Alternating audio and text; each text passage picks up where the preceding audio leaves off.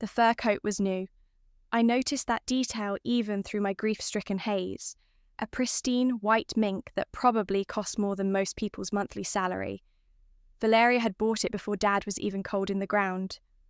"Your father left you nothing but debt, dear," she announced, adjusting the coat's collar while examining herself in the hallway mirror.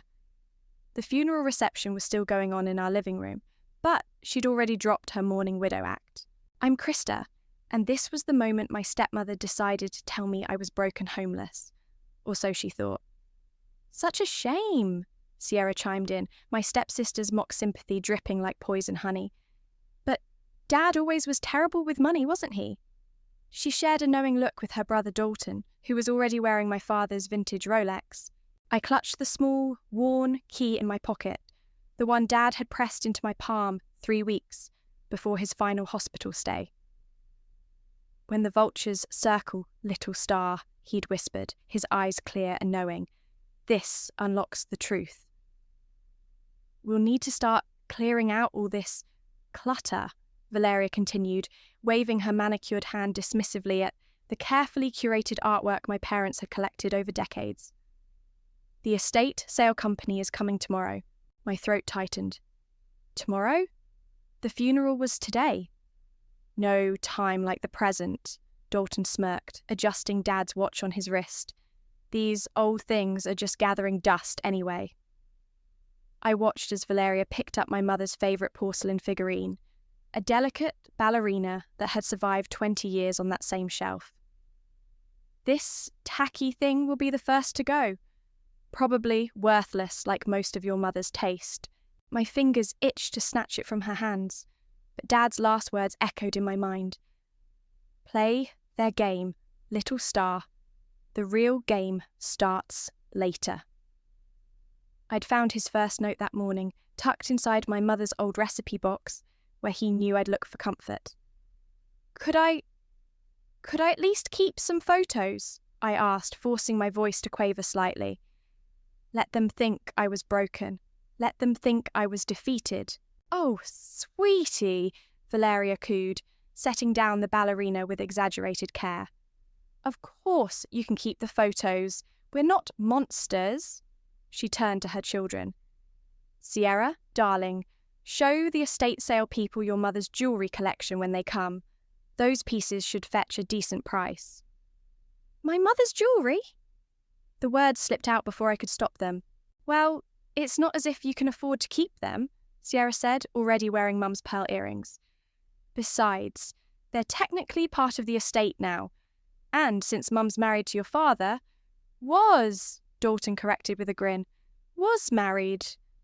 "Right," Sierra giggled. "Was married to your father. Everything belongs to us now. You should be grateful we're letting you stay here until the house sells." I sank into the nearest chair, playing my part perfectly. "The house? You're selling the house?" "Of course we are," Valeria said, checking her reflection again. "It's much too modest for our needs. Once everything's settled, we'll find something in a better neighbourhood. You understand, don't you, dear?" I nodded numbly, my hand still wrapped around the key in my pocket. Through the living room window, I could see the last funeral guests leaving, their faces sombre. None of them knew what was really happening here. None of them knew about the game my father had set in motion. "Oh, and Krista," Valeria called as she sashayed toward the stairs. "You might want to start looking for a job. Any job, really.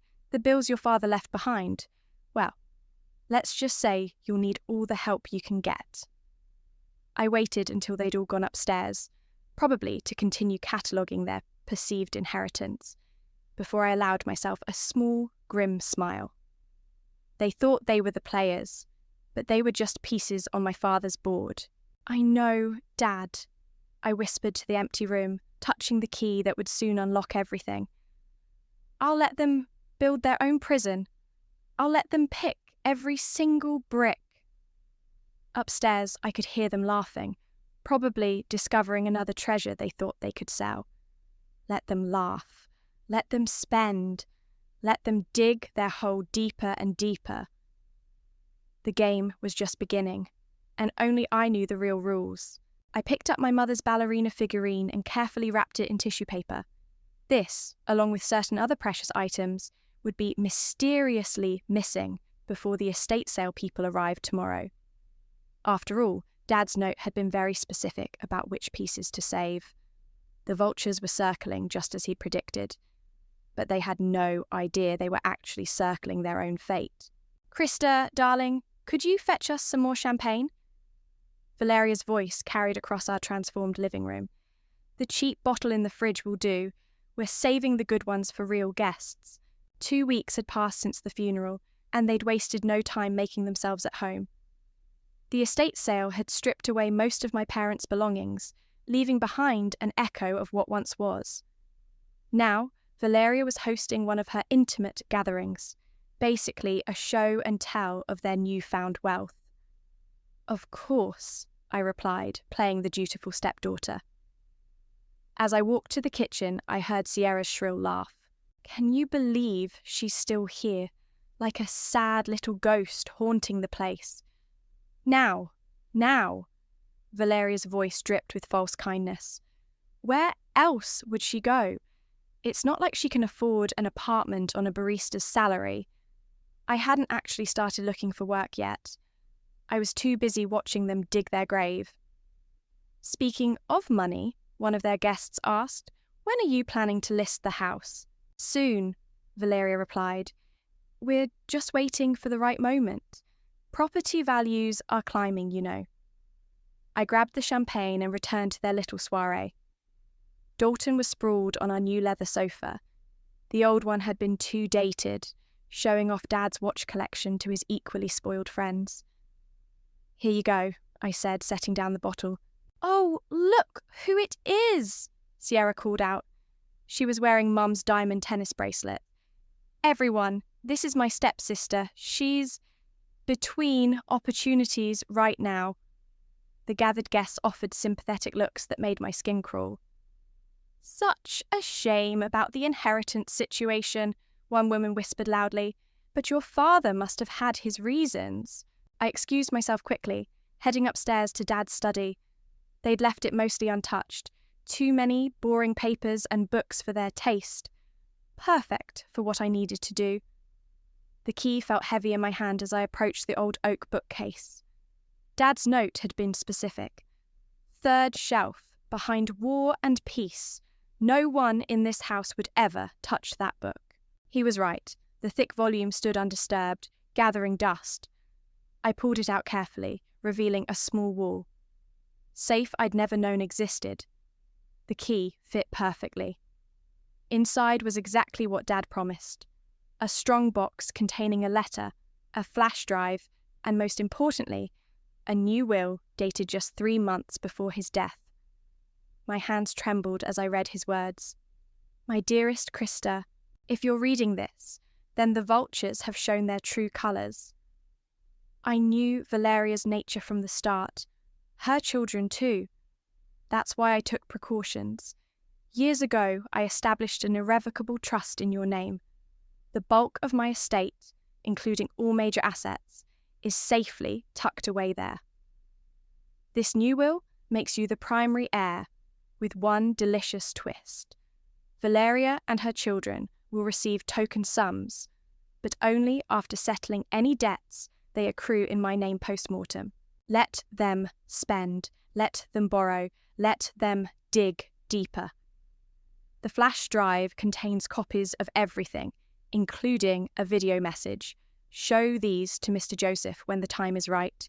He has the original will and is waiting for your signal. They will build their own prison, Krista. You just have to let them pick the bricks. All my love, Dad." I plugged the flash drive into my laptop, and there he was, healthy, clear-eyed, and smiling that knowing smile of his. "Hello, little star," his recorded image said. "I'm sorry for putting you through this charade, but it's the only way to ensure justice. Watch them carefully. Document everything. When they've dug deep enough, Mr. Joseph will help you spring the trap." Downstairs, I heard more laughter and the pop of another champagne bottle. Valeria was probably planning her next shopping spree. Sierra and Dalton were likely dreaming up new ways to spend money they didn't have. I carefully returned everything to the safe, except the flash drive, which I tucked into my pocket alongside Dad's key. The game board was set, the pieces were moving, and my opponents had no idea they were playing against a ghost. "Another round!" Valeria called from below. "To new beginnings!" I smiled in the darkness of the study. Yes, to new beginnings indeed. They thought they were celebrating their victory, but really they were just toasting their own destruction. Let them drink. Let them spend.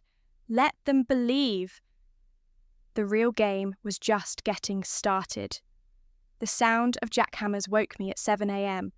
I rushed to my window, the one overlooking my mother's rose garden, or what used to be her rose garden. "Isn't it fabulous?" Valeria stood in the middle of the destruction, directing workers in their safety vests. "The entertainment patio will be perfect for summer soirees." I watched as 30 years of carefully tended roses were ripped away to make room for concrete and designer furniture. Each rose bush had been labelled with my mother's neat handwriting, marking the year she'd planted them. "Oh good, you're up." Sierra appeared in my doorway. "We need you to clear out your stuff. The interior decorator is coming to turn your old room into my yoga studio." "My old room?" I turned from the window. "Where am I supposed to go?" "The guest room at the end of the hall," she said, examining her newly manicured nails. "You know, the small one. Mum says it's more appropriate for your situation." I bit my tongue and started packing. Every box I filled was another brick in their wall of debt. The decorator they'd hired charged more per hour than most people made in a week. Later that afternoon, I overheard Dalton on the phone in the kitchen. "Yeah, bro, the new Porsche is sick. Dad had amazing credit. Who knew?" He laughed. "The dealership didn't even blink when I used the estate's info for the lease." I quietly added it to my growing list of their expenditures. The new cars, the designer clothes, the essential home renovations. Everything was carefully documented and backed up in triplicate. "Krista!" Valeria's voice rang through the house. "Where's that lovely silver photo frame that was in the study? The antique one." "I think Sierra took it," I called back. "She said something about selling it online." "Perfect. That reminds me." Valeria swept into the kitchen in yet another new outfit. "I need you to help catalogue some more items for sale. There's still so much dead weight in this house." I followed her upstairs, where she was already pulling open drawers and cabinets. "Now, where did your mother keep her good jewellery? There are a few pieces missing from what we found before." "I'm not sure," I lied. The most precious pieces were safely hidden away, just as Dad had instructed. "Krista!" Sierra's shriek made us both jump. She stormed in, holding my mother's locket. "I was going to wear this to dinner tonight. Why is it in your drawer?"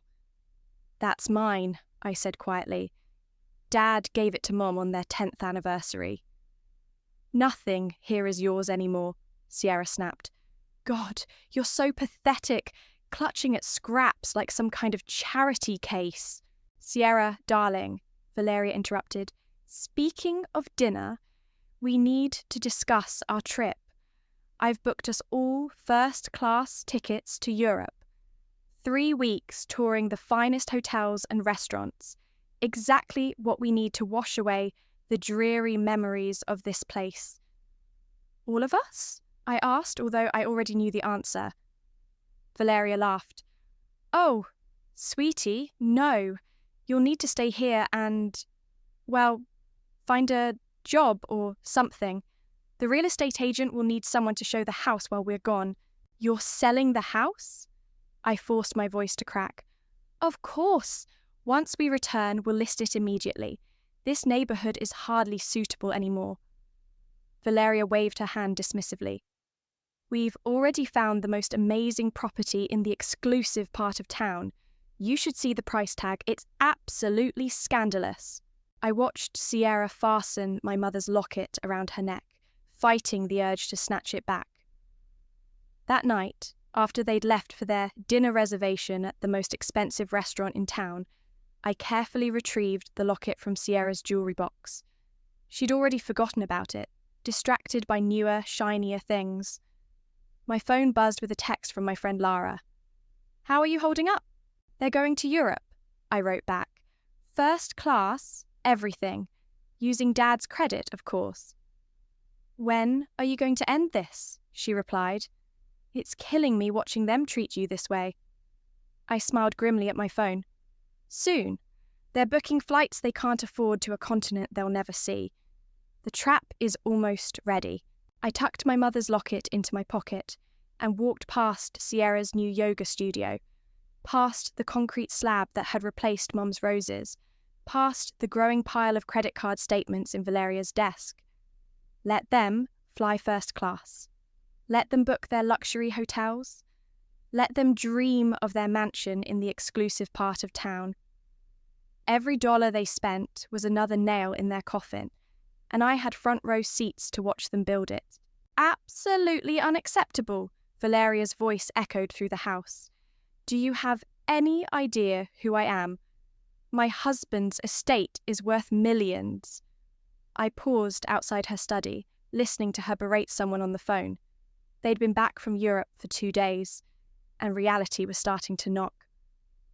"What do you mean the credit limit is reached? This is ridiculous! I demand to speak to your supervisor!" The sound of a phone being slammed followed. I counted to 10 before walking past the open door. "Oh, Krista," Valeria called out, her voice suddenly honey-sweet.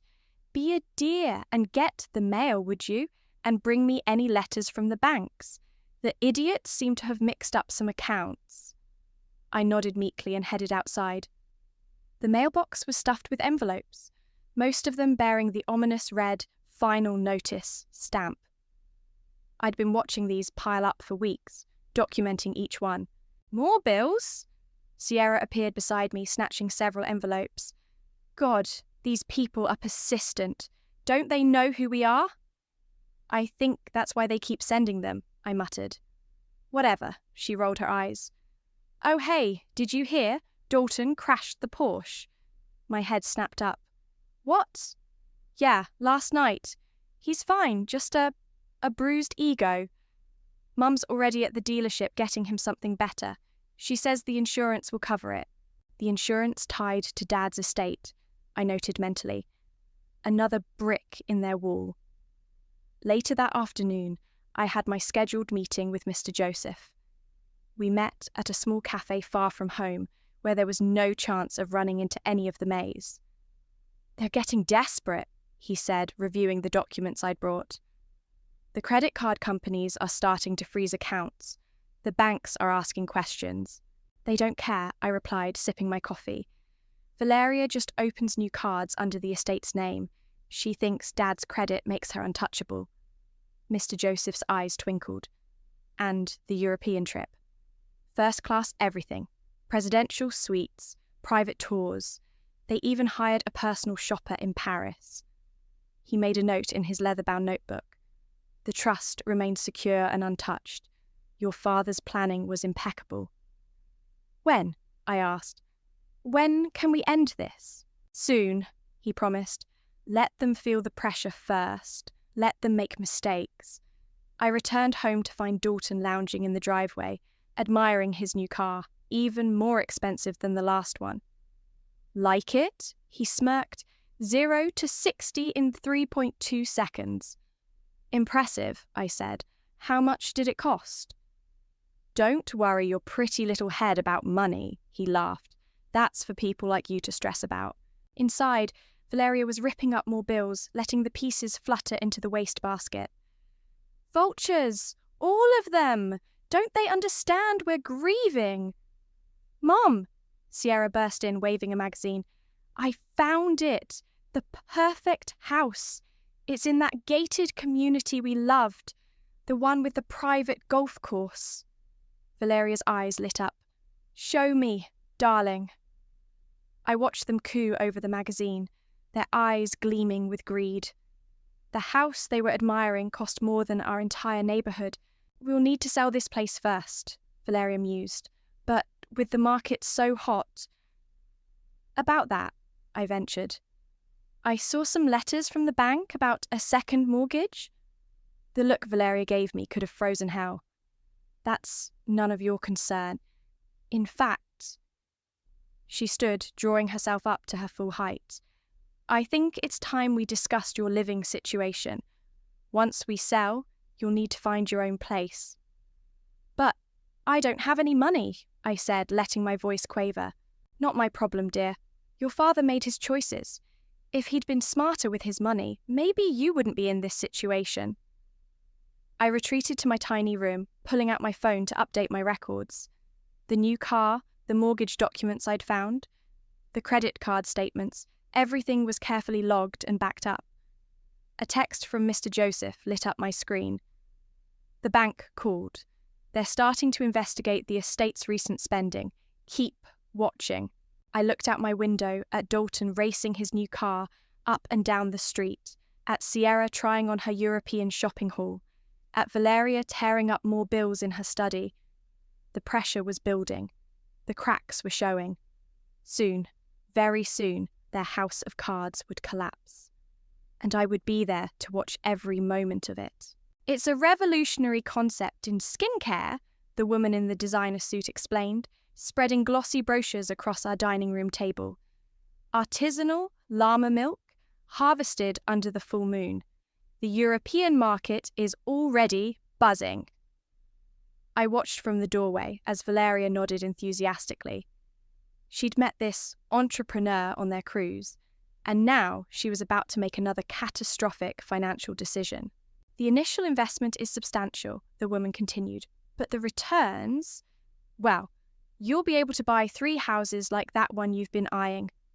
How much? Valeria asked, practically salivating. The woman wrote a number on a piece of paper and slid it across. Valeria didn't even flinch. Done, she said. I'll have the estate transfer the funds tomorrow. After the woman left, I sorted through the mail as usual. A letter caught my eye. It was from a different bank than usual, and they'd mixed up my personal mail with the estate's.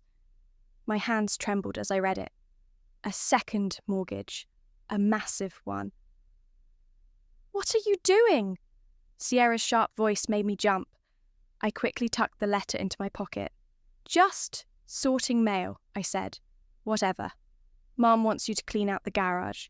We need space for all the product that's coming. Product? The llama milk stuff. God, don't you pay attention to anything. It's going to make us rich. Well, richer. She smirked. Not that it matters to you. I spent the afternoon in the garage pretending to clean, while actually documenting everything they'd bought with Dad's money. The designer clothes still had tags on them. Expensive electronics sat unopened in boxes. It was like watching someone set fire to a pile of cash. My phone buzzed. A text from Mr. Joseph. Bank called again. Second mortgage raised red flags. How soon can you meet? Before I could respond, I heard a commotion from the house. What do you mean, declined? Valeria was shouting into her phone. I just spent 3 weeks in Europe. How dare you decline my card? I peeked into the kitchen. She was pacing, her face red with rage. Do you know how much money is in this estate? I demand you reinstate my credit limit immediately. She slammed the phone down and immediately started dialing another number. I recognized the pattern. When one card got declined, she just moved to the next. That evening, I found something interesting in the study's shredder bin. Documents from the second mortgage, not properly shredded. The amount made my head spin. They'd borrowed against a house they didn't own to invest in fake luxury skincare. Krista! Valeria's voice rang out. Come here. I found her in the living room with a well-dressed man, a real estate agent judging by his demeanour. This is Mr. Shelton, she said. He's going to help us sell this modest property. We need to move somewhere more suitable. Zachary Shelton, he said, extending his hand. I specialise in luxury properties. Your stepmother tells me you'll be moving on once the sale is complete. She doesn't have a choice. Sierra chimed in from the couch. No trust fund, no inheritance, no skills. But that's not our problem, right, Mom? Of course not, darling. Valeria turned to Mr. Shelton. When can we list? I can have the sign up tomorrow, he said. We'll schedule an open house for next weekend. The market's hot. It should sell quickly. Perfect! Valeria clapped her hands. We've already found our next home, something far more appropriate for our status. I slipped away to my room and pulled out my phone. The letter about the second mortgage felt heavy in my pocket. Mr. Joseph, I typed, they're selling the house. They've hired an agent named Zachary Shelton. The sign goes up tomorrow. His response came quickly. Excellent. Time to prepare the final act. Come to my office first thing tomorrow. I looked out my window as Mr. Shelton left, his expensive car purring down the driveway. Soon, a different sign would stand in our front yard, a sign that would trigger the collapse of their house of cards. Downstairs, I could hear Valeria and Sierra discussing paint colours for their imaginary new mansion. Dalton was probably out racing his replacement Porsche. None of them had any idea what was coming. I touched the letter in my pocket. The second mortgage wasn't just a mistake. It was the final nail in their coffin. They'd borrowed against a house they didn't own, and soon they'd learn exactly what that meant. The endgame was approaching, and I was ready. The open house buzzed with activity. Valeria had outdone herself, hiring caterers to serve champagne and expensive hors d'oeuvres to potential buyers. She stood in the centre of the living room, holding court like a queen in her domain. The mouldings are all original, she told a couple in expensive clothes. Though, of course, you'll probably want to modernise. We certainly would have if we weren't moving to our new estate. Sierra floated through the crowd in a designer dress, dropping hints about their imaginary new mansion. The private tennis court is what sold us, really. That and the wine cellar. Dalton was showing off what used to be Dad's study. Perfect space for a home theatre, right? These old books can go straight to the dump. I stayed in the background, watching, waiting. Mr. Shelton, the real estate agent, kept shooting me sympathetic looks.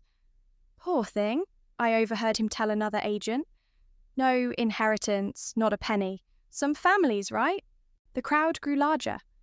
Valeria had marketed this as an exclusive preview for select buyers only, making sure everyone knew the asking price was just a starting point. We expect a bidding war, naturally, she announced, sipping champagne. The estate's value is quite substantial. That's when I saw him. Mr. Joseph walked through the front door, his leather briefcase in hand, right on schedule. Valeria spotted him too. Her champagne glass froze halfway to her lips. Mr. Joseph, her voice cracked slightly, what are you doing here? Official business concerning the estate, he said loudly enough for nearby guests to hear. I'm afraid it can't wait. This isn't the time, Valeria hissed, trying to guide him toward the kitchen. We have guests? Perfect, he replied. Since this concerns the legal ownership of the property, they should hear this too. The room grew quiet. Mr. Shelton stepped forward, confusion written across his face. Legal ownership? Mrs. May, is there something I should know? It's nothing, Valeria said quickly. A simple misunderstanding. Not quite. Mr. Joseph opened his briefcase. As the late Mr. Joseph's attorney, I am legally obligated to read his final authenticated will, executed 3 months before his passing. This document supersedes any previous understanding of the estate's distribution. Sierra dropped her champagne glass. It shattered on the hardwood floor. You can't do this, she whispered. We already... Please, Mr. Joseph raised his voice. This will take just a moment of everyone's time. The potential buyers gathered closer, sensing drama. Dalton appeared in the study doorway, Dad's Rolex glinting on his wrist. What's going on? He demanded. I am reading Mr. Joseph continued, the true last will and testament of the deceased. To my daughter, Krista, I leave the entirety of my estate, including all properties, assets, and the contents of the irrevocable trust established in her name 5 years ago. Valeria's face went white. That's impossible. He told me, to my wife, Valeria May, and her children, Sierra and Dalton, I leave the sum of $1,000 each, payable only after the full settlement of any and all debts incurred against the estate or in my name since my passing. The room erupted in whispers. Mr. Shelton looked like he might faint. This includes, Mr. Joseph raised his voice again, all credit cards opened in the estate's name, vehicle loans, personal loans, and most notably, the recent second mortgage taken out on this property. You can't prove, Dalton started. I have here. Mr. Joseph pulled out a USB drive. A video statement from the deceased confirming these wishes. Shall I play it for the assembled guests? Valeria lunged forward. This is absurd. A forgery. My husband told me everything was... The will is properly notarized, Mr. Joseph continued calmly. Witnesses are present and accounted for. The trust documentation is ironclad. Perhaps you'd like to examine the signatures? The potential buyers were already edging toward the door. Mr. Shelton was loosening his tie, looking shell-shocked. I think we need to postpone this open house, he stammered. You knew, Sierra turned to me, her face contorted with rage. You knew this whole time. I met her gaze steadily. Yes, just like you knew what you were doing when you spent money that wasn't yours. But the credit cards, Dalton's voice cracked, the cars, the loans, are all in your names, Mr. Joseph confirmed. The estate was never yours to borrow against. I'm afraid the creditors will be quite interested in speaking with you. Valeria sank onto the sofa, her perfect makeup streaked with tears. This can't be happening. Oh, but it is, I said softly, watching their world crumble. And we're just getting started. Play the video, Valeria demanded, her voice shrill. If you're so confident, play it right now.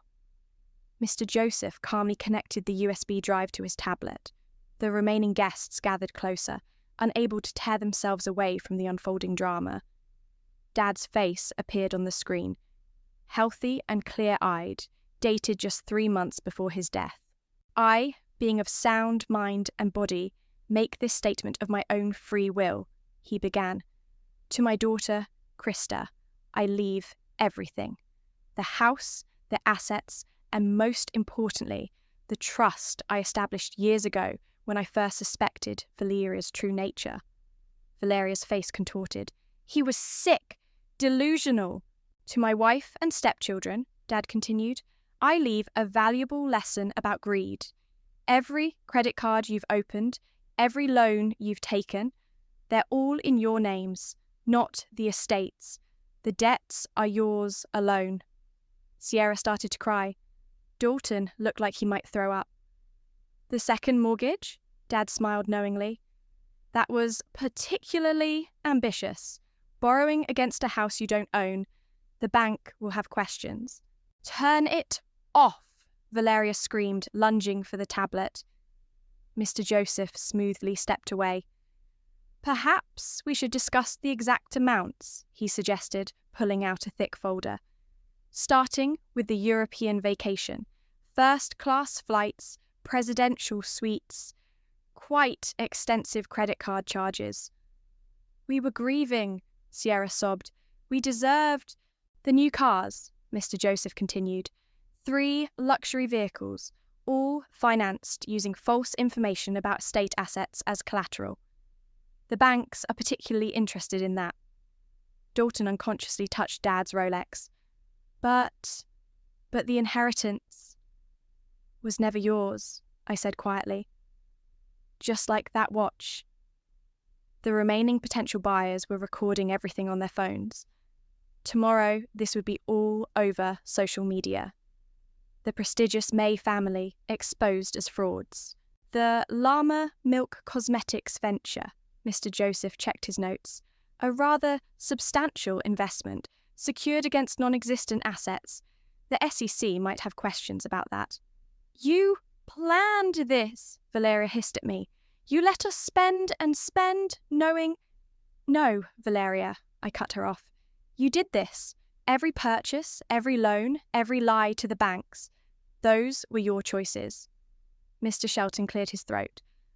I'll just cancel the listing then. That would be wise, Mr. Joseph agreed.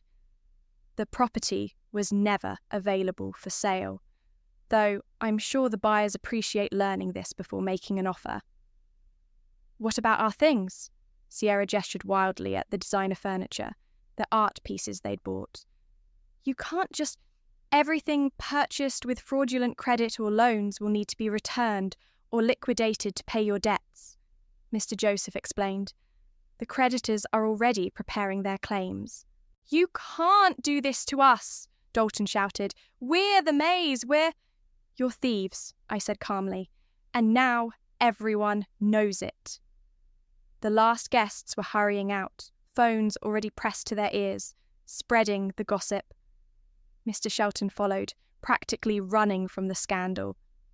The police, Valeria suddenly straightened. We'll tell them you forged the will. An excellent suggestion, Mr. Joseph smiled. Shall I call them? I'm sure they'd be very interested in examining the financial records. The fraud department, particularly. Sierra collapsed onto the sofa, smearing expensive mascara across her face. What are we going to do? Where will we go? That's not my problem, I echoed Valeria's words from months ago.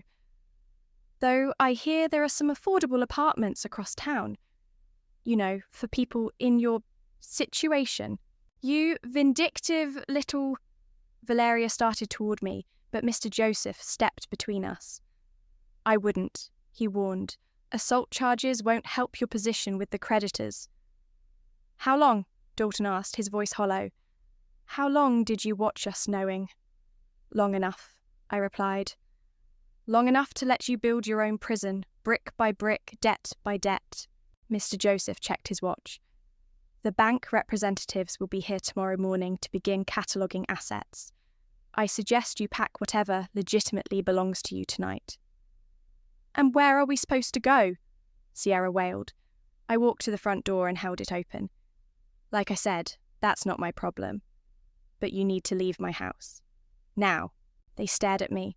These people who had tormented me for months, now broken and exposed. Valeria's perfect makeup was streaked with tears. Sierra's designer dress suddenly looked cheap and tacky. Dalton's borrowed confidence had evaporated. This isn't over, Valeria threatened weakly. Oh, but it is, I smiled. It's been over since the day you told me Dad left me nothing but debt. Turns out he left me everything, including the pleasure of watching you destroy yourselves. The bank representatives were methodical in their work, documenting every purchase, every loan, every credit card charge. I watched from my father's restored study as they loaded the gaudy furniture into trucks piece by piece. The cars have been repossessed, Mr. Joseph reported, reviewing his notes. The credit card companies are pursuing legal action. The bank is particularly interested in that second mortgage fraud. Through the window, I could see reporters gathering. The story had exploded overnight. Prominent family exposed, social climbers revealed as frauds. Every luxury purchase, every extravagant party, every boast about their newfound wealth had come back to haunt them. My phone buzzed with a text from Lara. Have you seen the news? They're calling it the May family scandal. Your stepmother's cosmetics partners are being investigated too. The doorbell rang. I opened it to find Sierra, wearing plain clothes for once, her designer wardrobe long since seized. I came for Mum's jewellery box, she said quietly. The plain wooden one, not the new ones. I retrieved it from upstairs. It was probably the only thing they owned that wasn't bought with stolen money. "He really planned all this?" she asked, clutching the box. "Your dad? He knew what you were from the start," I replied. "The spending, the loans, the lies, that was all you. He just made sure you'd face the consequences." "Mum's meeting with another lawyer today," she said. "She thinks she can still fight this." "Good luck with that." I handed her a newspaper. The headline read, "May family faces criminal charges in estate fraud case." Sierra's hands trembled. "What about Dalton?" "Last I heard, he's working at a car wash," I said. "Turns out there aren't many jobs for people facing fraud charges." She turned to leave, then paused. "That day, at the funeral, when Mum said Dad left you nothing but debt, you already knew the truth, didn't you?" "I knew who you were," I answered. "Dad made sure of that." After she left, I walked through the house, removing the last traces of their occupation. The entertainment patio where Mum's roses had been, I'd already hired a gardener to restore it. The gaudy paint colours, being stripped away to reveal the warm tones my parents had chosen. Mr. Joseph appeared in the doorway. The bank finished their audit. The total fraud amounts to over $2 million. They'll be paying that back for decades. And their social circle? Evaporated. No one wants to associate with exposed fraudsters, especially ones who can't pay their country club dues. I picked up my mother's porcelain ballerina, the one Valeria had called tacky, and returned it to its rightful place on the shelf. "There's one more thing," Mr. Joseph said, pulling out a final envelope. "Your father left this to be opened after everything was done." Inside was a single photograph. Dad and Mom standing in front of the house the day they bought it. On the back, he'd written, "The best revenge is letting them destroy themselves. I'm proud of you, little star." The doorbell rang again. This time it was Valeria, her expensive clothes replaced by discount store attire. "Come to threaten me again?" I asked. "I came to return this." She held out Dad's wedding ring. Since nothing else belonged to us anyway, I took it, feeling its weight in my palm. "Was any of it real? Did you ever actually care about him?" "I cared about the lifestyle I thought he could give me," she admitted. "Look where that got us." "Karma's funny that way." She straightened, trying to summon her old dignity. "We'll survive this. Somehow." "Maybe," I said. "But not here. Not in this house. Not in this town. Not in this life you tried to steal." After she left, I sat in Dad's study, holding the ring and the photograph. The house felt like home again, cleared of their poison.